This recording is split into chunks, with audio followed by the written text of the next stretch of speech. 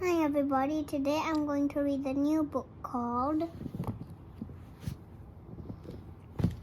Curious George and the Pizza Party. George was a good little monkey and always was curious. Today he wasn't just curious, he was excited, so excited, in fact, that he was turning flips and standing on his head.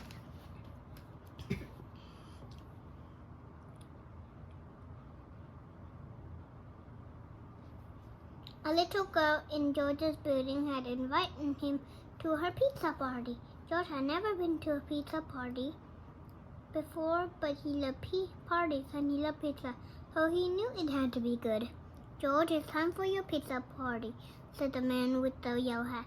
"Have fun and remember to be on your best behavior."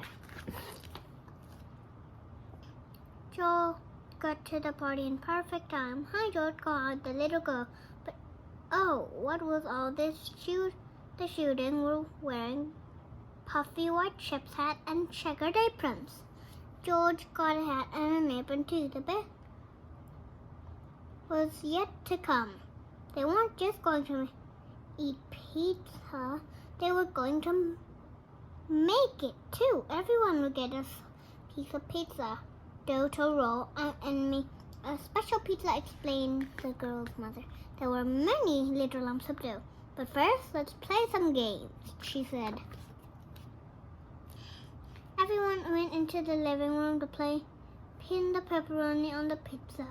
Everyone, that is, except George. He was curious about those pieces of dough.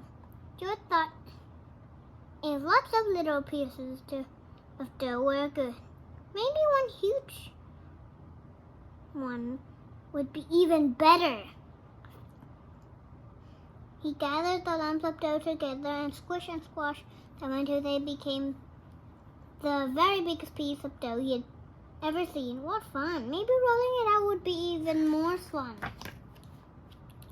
George poured flour on the table and he rolled and rolled the dough with the rolling pin. It was messy work. First he bumped over one of the chairs, crash. Then he knocked over the sack of flour, thump. The floor looked like snow lying on the floor of the kitchen. George liked snow, so he didn't mind at all. Soon he had gotten the dough nice and thin. But the thinner it got, the farther it spread out. Before he knew it, the dough covered the table, then the chairs, and then George. Without the flour, it started to stick to everything, including George. George stopped to think. Maybe the dough was better off in small pieces after all. George got a pair of scissors and began cutting up the dough into lots of different shapes. He thought everyone would be pleased. "George, what have you done to the kitchen?" The little girl's mother didn't look very happy. "I think it's time for you to go home now." How surprised and sad George was. Just then, the children burst into the kitchen and saw the mess that George had made. "George, what happened?" asked one boy. The other children looked at the shapes George had made with wide eyes. "Wow, George, I've never seen pizza dough like that before," said a little girl, smiling. "Well," said her mother, "if you can clean up this mess quickly, George, I suppose you can still stay to make pizza." The children all helped George clean the kitchen. He was lucky to have so many good friends. As they worked, they talked about the pizza. "I'm going to make pizza that looks like a star," said one little boy. "And I'm going to make one that looks like a house," said a girl.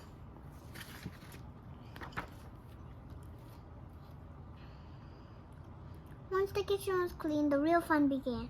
All the children picked out perfect pieces of dough and got to work. They spooned on tomato sauce and sprinkled on cheese. They added lots of vegetables and pepperoni. The pizzas looked wonderful. One looked like a rainbow, another like a stop sign, and still another like a balloon. There was even a pizza that looked like Curious George.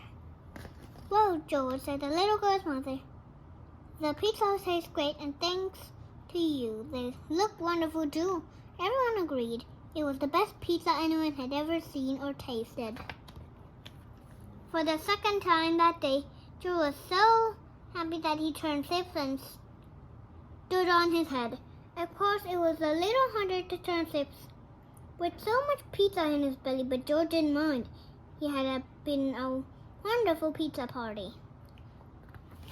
The end. กดไลค์ กด subscribe กดกระดิ่งให้ฟินด้วยนะคะ บ๊ายบาย